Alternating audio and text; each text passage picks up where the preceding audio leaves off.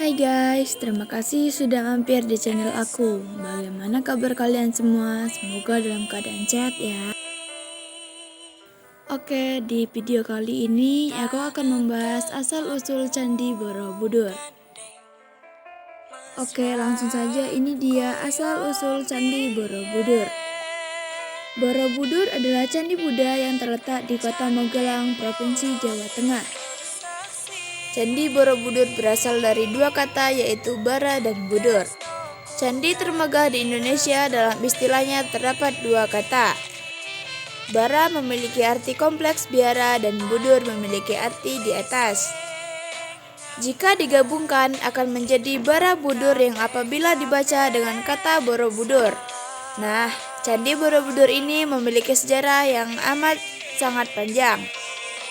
Candi Borobudur ini dibangun pada saat pemerintahan dinasti Sailendra, dan pada saat itu banyak sekali pengikut ajaran agama Buddha Mahayana. Candi Borobudur terletak tepat di atas sebuah bukit sebagai kompleks biara yang sangat megah. Sampai saat ini tidak ada bukti tertulis atau bukti lain yang mendukung siapa yang membangun candi super megah ini. Setelah ditemukannya candi ini, diperkirakan candi ini dibangun sekitar tahun 750 sampai 800-an Masehi. Perkiraan waktu pembangunan ini pun didasarkan pada perbandingan antara jenis aksara yang telah ditemukan tertulis di kaki tertutup Karma Wibangga Candi Borobudur. Dengan jenis aksara umumnya yang digunakan pada prasasti kerajaan abad ke-8 dan ke-9 Masehi. Atas dasar ini pula perkiraan bahwa Candi Borobudur ini dibangun pada masa kerajaan dinasti Sailendra di Jawa Tengah yang bertepatan antara kurun waktu 760 sampai dengan 830 Masehi. Lalu siapa ya yang membangun Candi Borobudur ini? Menurut beberapa sejarawan dan berdasarkan catatan sejarah, tidak ada yang mampu memberikan bukti siapa yang pertama membangun Candi Borobudur ini. Catatan sejarah hanya menyebutkan bahwa Candi Borobudur dibangun pada masa kejayaan dinasti Sailendra. Ada pendapat juga bahwa Candi Borobudur ini dibangun oleh seseorang yang bernama Samaratungga, merupakan seorang raja kerajaan Mataram Kuning yang juga keturunan dari Wangsa Sailendra pada abad ke-8 Masehi. Keberadaan candi ini pertama kali diketahui oleh Thomas sekitar tahun 1814, meski dikenal dengan Candi Buddha. Namun sebenarnya sempat ada ketidakpastian mengenai Candi Borobudur. Apakah peninggalan agama Buddha atau Hindu, karena kedua agama ini sangat kental pada waktu itu. Dalam sejarah juga diketahui bahwa masyarakat pada masa dinasti Sailendra adalah penganut agama Buddha yang beraliran Mahayana yang taat. Pada temuan selanjutnya didasarkan pada prasasti Somomerto yang menunjukkan bahwa awalnya mereka mungkin beragama Hindu Siwa. Nah, di situ juga letak ketidakpastian.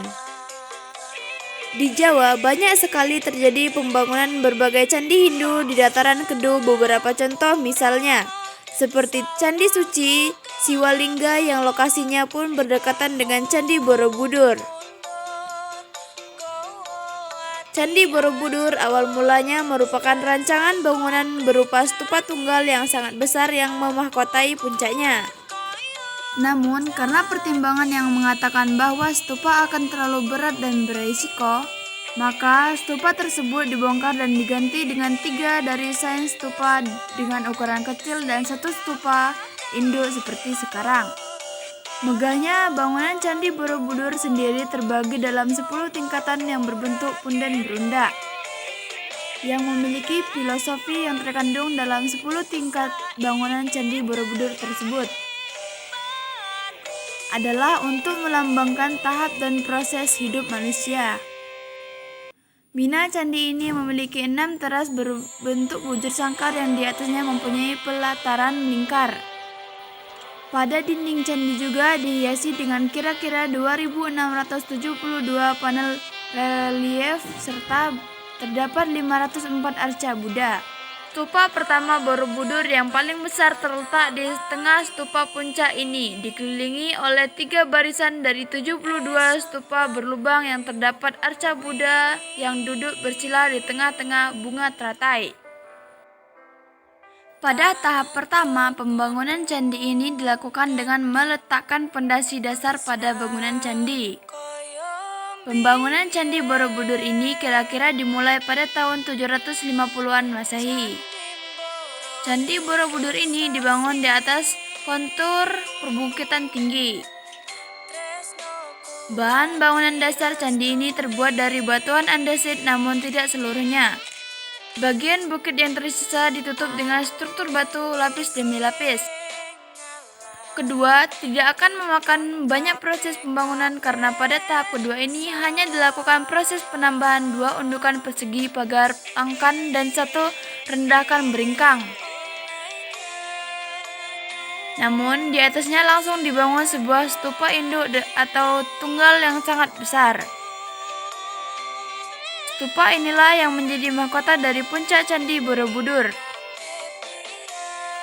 Tahapan yang ketiga adalah rancangan bangunan candi mengalami perubahan undakan yang terlihat di atas puncak dengan stupa induk.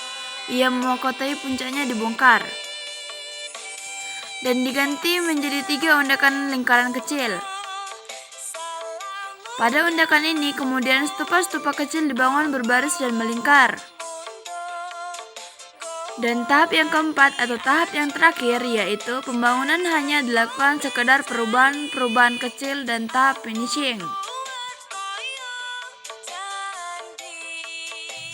Candi Borobudur terletak di Kota Magelang, Jawa Tengah. Lebih tepatnya berada di Jalan Badrawati, Borobudur, Kota Magelang, Jawa Tengah. Lokasi Candi Borobudur ini berada di tengah-tengah dan sangat strategis. Candi Borobudur berada sekitar 100 km dari kota Semarang. Jarak 86 km dari Surakarta dan berjarak 40 km dari Yogyakarta. Tepatnya terletak sekitar 40 km barat laut dari kota Yogyakarta. Borobudur terletak di atas bukit padat di dataran yang dikelilingi 2 pasang gunung kembar. Gunung Sindoro dan Sumbing di barat laut dan Gunung Merbau serta Gunung Merapi di sebelah timur laut. Di sebelah utaranya terdapat Bukit Tidar. Lebih tepat di sebelah selatan terdapat jajaran perbukitan Menora serta candi ini terletak dekat pertemuan 2 sungai yaitu Sungai Progo dan Sungai Elo di sebelah timur. Banyak sekali mitos dan misteri yang sampai saat ini masih tersiar dan tersebar di kalangan masyarakat umum.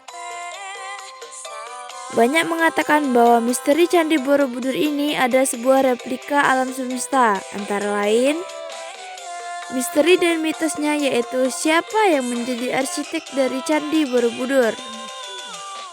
Yang kedua, bagaimana Candi Borobudur ini dibangun.